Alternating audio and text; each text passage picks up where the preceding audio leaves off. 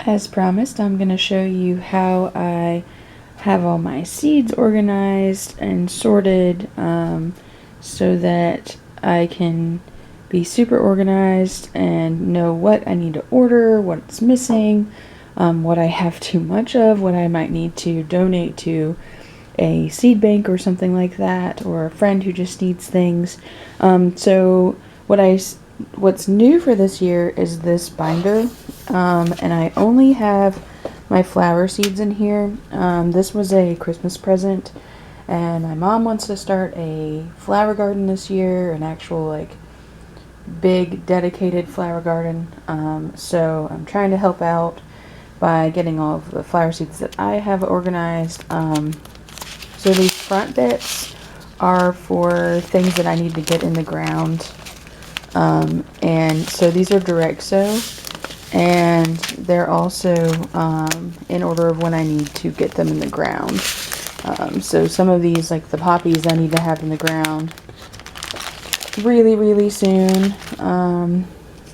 And then further out. But then you get back here, and I have them organized by when I need to be sewing them inside. So I have 8 weeks, all that, but I also have the date, so I don't have to keep looking, when is 10 weeks? And then mixed in I have some seeds that I've saved. And I like to keep saved seeds in plastic baggies or glass jars, or medicine bottles work perfectly. You can write on them with Sharpie or put labels on them, and they're nice and sealed, and they work great. So this is my seed binder for my flowers. I think I will use this during the season, but then I think I will put them back where I usually have them, which is in this box. So this is called a photo storage box, and I think this one came from Hobby Lobby, but you can get them on Amazon.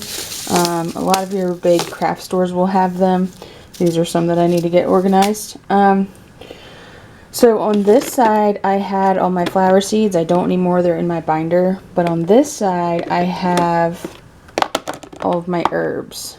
And they're in order of when I need to start planting them. So these first ones up here are ones that I need to seed in the house.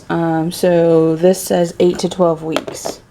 And I have them, let's see. And so this is 12 weeks, 10 weeks, 8 weeks, 6 weeks, 4, 2, and then direct sow. And you just open these up, and they're right here. And so the way that I figure all of this out and how they go in and everything is, I go off several things. So they'll say things like 6 to 8 weeks. So indoors, but then there'll be things over here, like on these Baker Creek seeds, there'll be ideal temperatures. Oh, my friend is trying to see what we're doing. He's very nosy. So you can go off, if you have the ideal temperature on things, like this one has 68 to 70, which is super close. You can use that to try and sow them. If you have data, like you've been keeping records, and this is when you start getting that temperature, then you can sow off of that instead of off of the 6 to 8 generic weeks there.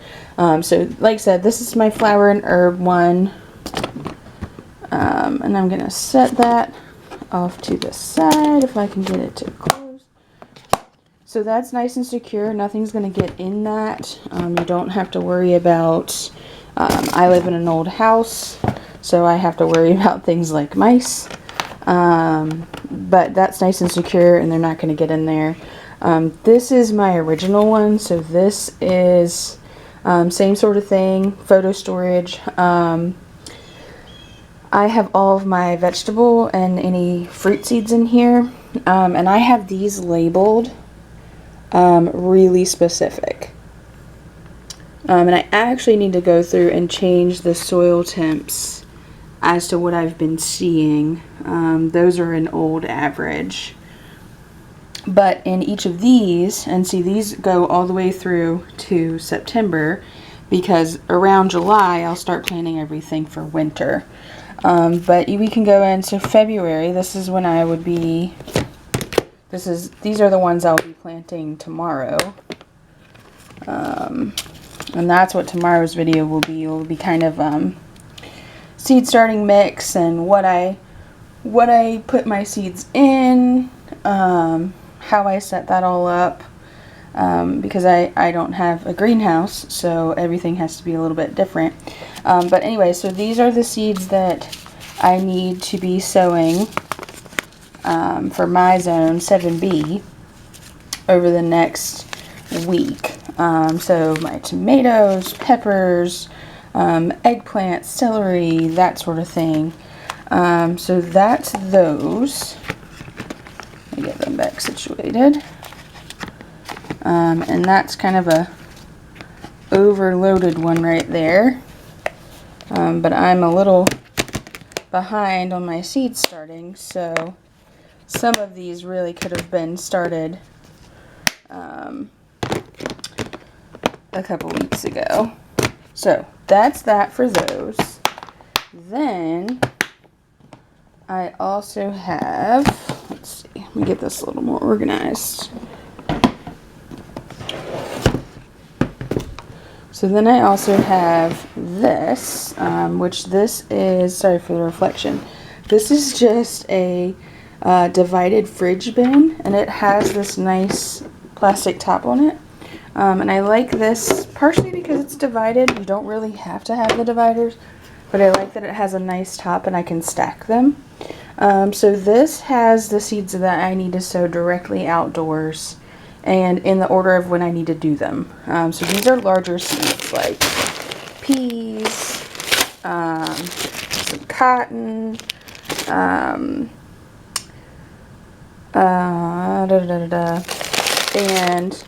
lima beans and green beans and all that kind of stuff.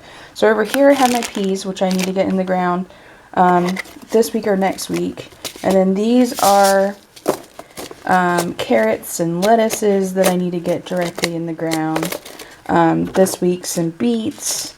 And some of these seeds around where I live you can buy in bulk if you go to your garden center or greenhouse. And so things like beets, radishes, peas, sometimes lettuces, you can buy in bulk. And so I'll buy them in bulk and then put them in these containers instead of in the paper. So that works well for those. And then I have bags and boxes of seeds that I've collected myself. So these are zinnias from last year's crop. And I'll put notes on them. So I ran across a woman last year who recommended to sow zinnia seeds whenever you transplant your tomatoes. So I made sure I wrote that on the packaging, and I'm going to give it a try and see how it goes. So there's probably, I'd say probably about 200 seeds in there because I still have like some of the petals and things. So it's not super clean seed, but I know those are all zinnias. And other things you can use, you can save things like these plastic containers that you get like snacks or nuts and that kind of stuff in. So I have muscadine seeds in these. But as far as going through and organizing your seeds, I like these the best. If you have seed packets, is using these photo storage bins. I prefer this black one just because it's easier to open the little latches on it, and I think it's more secure. The other one, the latch is kind of weak. And as for a notebook, if you don't have a large quantity of seeds, and all of your seed packs are the regular old generic size, like this size or smaller, then this will work great. But if you have any larger packs of seeds, or you have, like me, and you have bags outside of it, this is not super useful, because now I have seeds, I have flower seeds in several spots, instead of just all in one place. I think that's probably about all I can tell you for seed storage. Try a bunch of different methods and just see what works for you. It is quite time consuming to get all of your seeds organized. But once you do, if you keep it that way, then when you add your new ones, it's not a big deal. So what I also do is when I go through all of these, I will make a list of whatever I'm missing. So like I know I need to buy a couple different things. Like I need to get some carrot seed for winter because I'm getting low on carrot seed and I'm going to use that in the spring. So I need to go ahead and buy some so that I have that for the winter crop. Just things like that. And I also need to get some peanuts. So those, I can get those going. But anyways, this is how I do my seed sorting. And then make my list and go and get the things that I'm missing before they're all sold out. But I hope this was helpful, and if you have any suggestions, anything different that you do to keep track of your seeds, I'd love to hear them. Oh, and as far as refrigerating seed, I know that can prolong some of your seeds and they'll last longer. You'll get better germination rates. For me, it's not practical. I don't have the place to put that. So what I do is I store them in the coolest room in my house. Because like I said, I have an older home, over 100 years old. So there are cold spaces, and I keep them in a cooler space. So anyways, tomorrow I'm thinking I'm going to be starting my seeds. So you're probably going to see some seed mix and the containers that I use for seed starting, and then how I actually determine how to sow the seeds and when to sow the seeds. And so that will be on tomorrow's list. If there's anything specific to gardening that you want to see, please let me know in the comments and I'll see what I can do to accommodate. I'll also be doing some pruning and some transplanting of some of my outside plants over the next couple days, so there'll be some videos on those as well. But I hope you're enjoying, and I hope you'll stick around and we can talk gardening things. Have a good one.